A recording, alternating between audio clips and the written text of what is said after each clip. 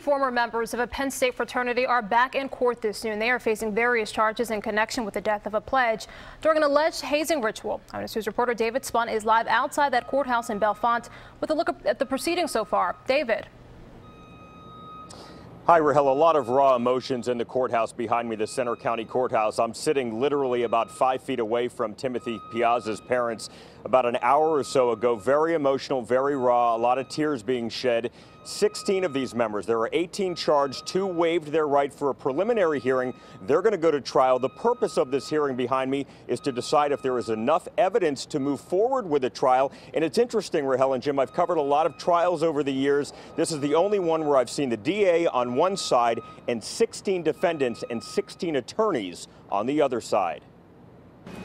16 former members of Beta Theta Pi walked into the Center County Courthouse this morning.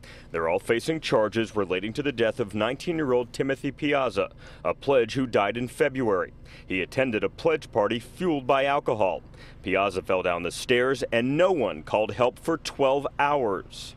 Today in court, District Attorney Stacey Parks Miller shared text messages between Beta members in the moments after Piazza died. One of the messages from the phone of Brendan Young, chapter president from Malvern, quote, "Make sure the pledges clean the basement and get rid of any evidence of alcohol," end quote. Piazza's parents were also in the courtroom, visibly shaking during testimony. The entire episode involving Piazza and fraternity brothers was caught on closed-circuit surveillance video.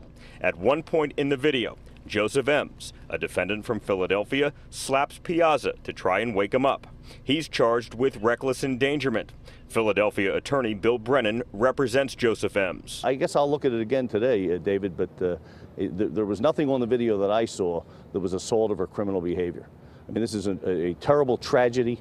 The Ems family feels absolutely compassionate and deeply sorry about the loss of this young man, but we can't equate tragedy with criminality. Several of those pledges and several of those former now fraternity members are facing charges of involuntary manslaughter. District Attorney Stacey Parks Miller is going to continue presenting her evidence.